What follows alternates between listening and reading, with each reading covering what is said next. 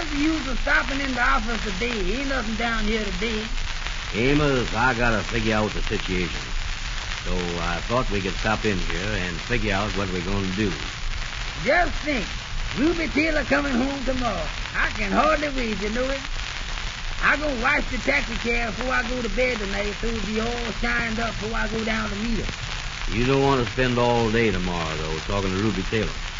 Boy, we gotta make some money. The way we is going, we're gonna be in the poorhouse. Well, don't count on me doing too much work tomorrow, 'cause I gotta spend some time talking to her. I ain't seen her for a long time, you know. I just can't believe she's coming, you know it. Say, by the way, what is we gonna do about the bank account? I don't know what we're gonna do about it. We gotta do something about it. That garnish mess, that furniture company done. The thing to do is not to put no more money in that bank. Put it in another bank.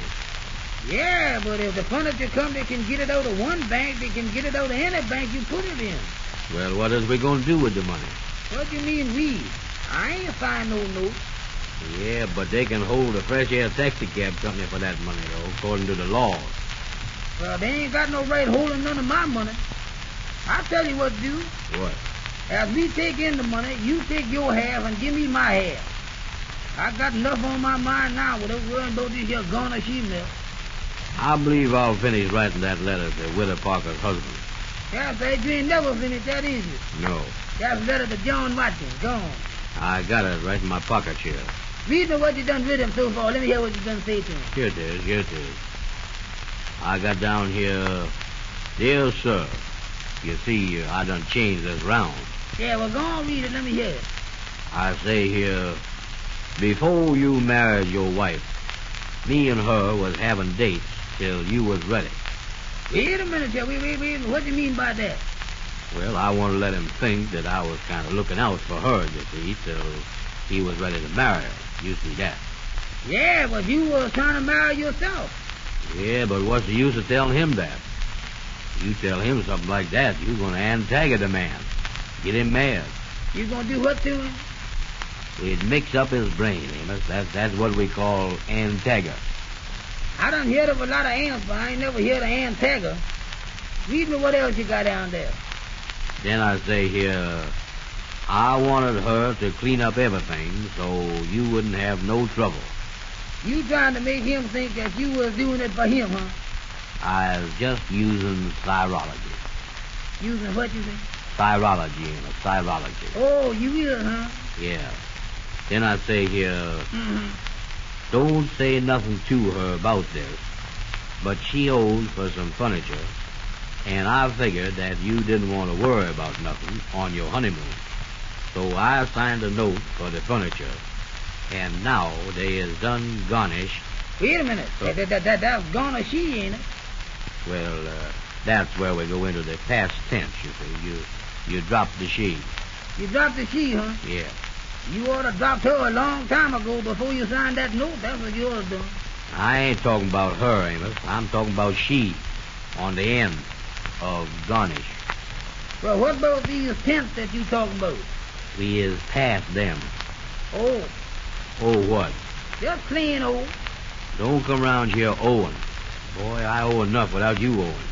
Well, go on, read me the rest of it. I say here, so I signed a note for the furniture, and now they is done garnish the money. They ain't garnish the money, though. They garnish you. No, they garnish the money. They ain't got me tied up. I can walk around. The money is the thing they got tied up. Yeah, I guess you're right about that. Well, then I say here, let me see, wait a minute. Go ahead. I don't think the furniture company is mad. All they want is the money. See? Yeah, that's all they want, all right, is the money. Now, what else is I going to say to them?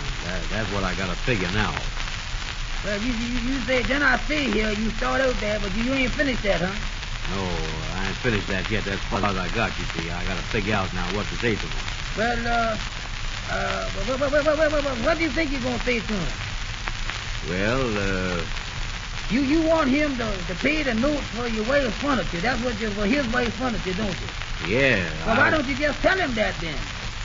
I've got to reproach the subject, Amos. Don't you see? So that when the letter hit him, he won't know what hit him, you see. What do you mean? Well, I can't come right out and ask the man. I might register to him.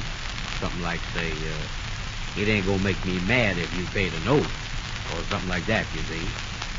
I say it ain't gonna make you mad. By the way, don't plan on me driving that taxi cab tomorrow night, 'cause I going over to Ruby Taylor's house. Here I is trying to write a letter, and you talking about Ruby Taylor. Well, she coming in the morning. I can't help but think about it. Well, now, let's get back to the situation. Now, what is you gonna do? I gonna meet the train. I ain't talking about that, Amos. I was talking about this here garnish business. Well, I think about Ruby Taylor coming in the morning. That's what I think about. Boy, I'm so happy I don't know what to do. I don't care what they're going as long as I can see my darling tomorrow. How would it be for me to garnish your husband? What do you mean, how would it be? Think he'd like that? You better not mess with her husband. He's a big businessman. Well, he ain't no bigger than I is. I was big enough to get garnished, ain't I? Well, you go ahead, do what you want to do. Hereafter, just give me half of the money before you put it in the bank, that's all. Well, now, listen. I'm going to tell you something else that happened yesterday that I ain't told you about. Don't tell me no more bad news now. All I want to do is to go down and meet Ruby Taylor in the morning and be happy just one more day without hearing some bad news. By the way, she ain't seen the taxi cab, since we done painted them stripes on the diesel. Now, wait a minute. Let me tell you what I'm going to tell you now. I bet y'all know what it is. What you think it is? You've been talking to the Kingfish about moving the taxi cab coming to New York, ain't you?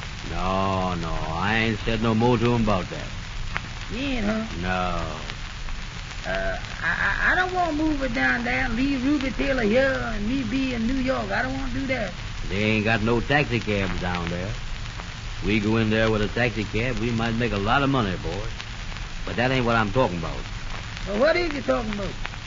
I kind of hate to tell you this, Amos, because it's going to disappoint you. What's the matter now? What time is you planning on taking the taxi cab down to the depot in the morning to meet Ruby Taylor? Now, wait a minute. Don't, before you say no more here now, don't plan on me driving that taxi cab nowhere in the morning except to the depot. Because I won't have that taxi cab there and meet that gal when she get off the train. I ain't planning on nothing. I just asked you what time the train get in. The train get in at 9 something.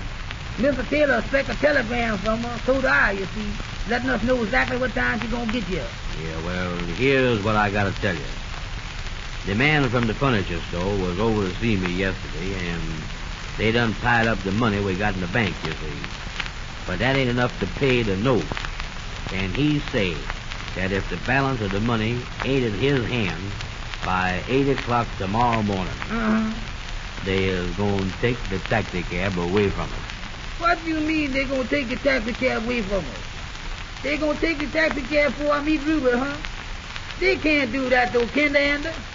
Andy, don't let them take the taxi cab away from us, yeah?